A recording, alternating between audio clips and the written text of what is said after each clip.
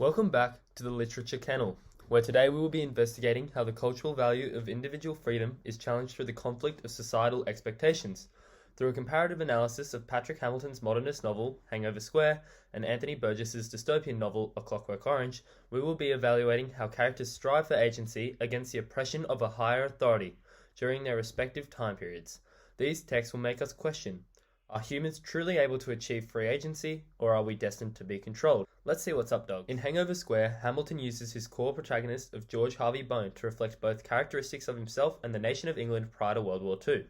Hamilton's own lethargic struggles with excessive alcoholism and financial instability led to his personal mental deterioration. Bone similarly struggles with psychological stability through the duality of his dead and live moods. Furthermore, the prevalent uncertainty that hung over English society prior to the inevitable outbreak of World War II is mirrored by the toxic relationship between George and Netta. Their relationship is unsteady, but it is crucial to the character's sense of agency. George relies on Netta for a false sense of comfort and hope, whereas Netta manipulates George to sustain her materialistic greed. Wanting no other man save the one she could not get, any other man, the nearest at hand, served no purpose.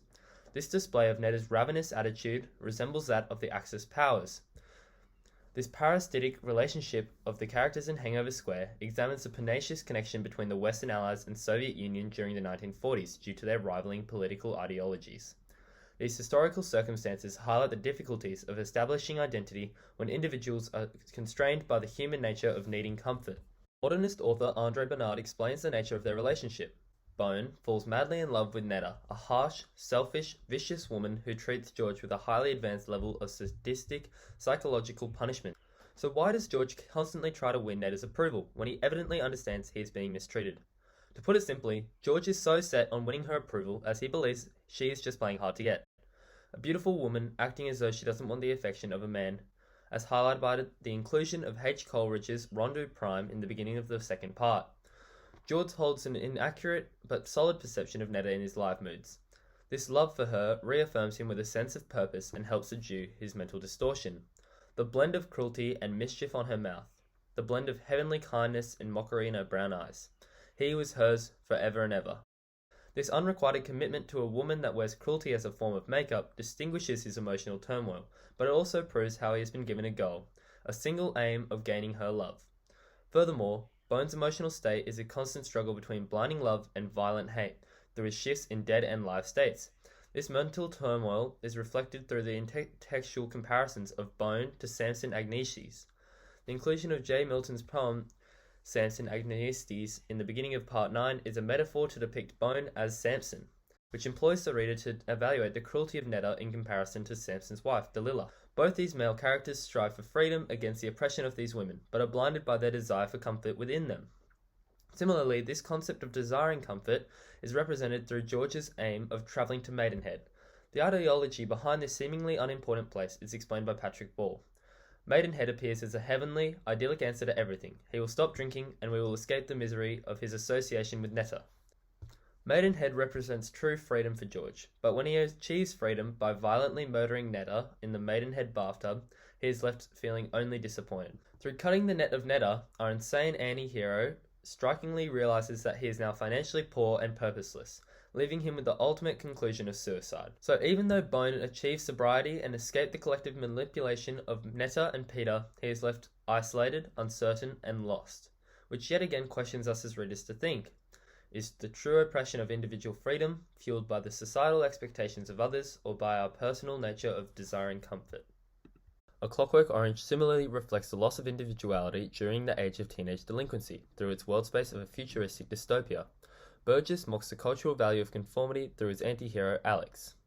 Alex is a fictional character formed from the merging of characteristics of London gangs and Russian stylagi, who is implemented to question, is being totally free and choosing to be inherently evil or being forced into conformity worse. The malevolent Alex represents the inversion of the traditional protagonist, a character that usually struggles with identity and morality, as he is certain of his Machiavellian character through his passion for classical music and violence.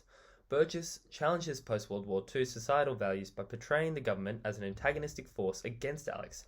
The reader is unsure whether to support the isolated character due to his perception of violence as a theatrical artwork. Like two curtains of blood seem to pour out at the same time on either side of his fat, filthy, oily snout, in the winter starlight.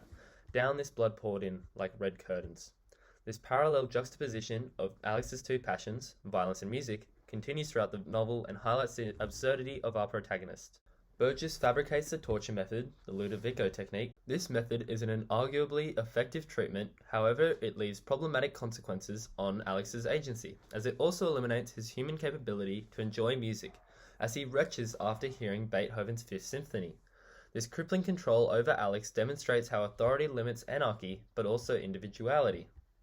Burgess then contrasts Alex against Mr. Alexander, an enraged political revolutionary, a character who suffers the consequences of Alex's anarchy as his wife is brutally sexually assaulted and killed, to discuss the consequences of allowing total free will. Mr. Alexander despises the mob mentality that the government holds, but he still acts as the controlling power over Alex. The tradition of liberty means all. The common people will let it go. Oh yes, they will sell liberty for a quieter life. Which proves the point that people that are passive to the oppression of higher authority will be complicit if they feel a sense of familiarity and comfort. Mr. Alexander also introduces the titular phrase, a clockwork orange. He extrapolates that the government is producing people that appear real and organic on the outside, but are in fact an artificial machine under their flesh. He abstractly describes humanity as a selection of people who can be manipulated and directed as if they were robots, and thus questions whether humanity can have true identity in a world which is programming the actions of the individual. Both these texts emphasize the consequences on agency created from humans who are perceived to have power controlling humans who seem powerless.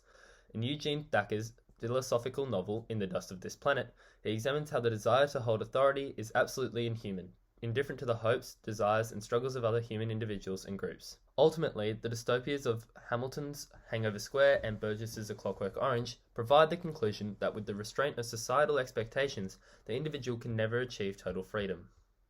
Bibliography freestyle, let's go. Okay, that's it.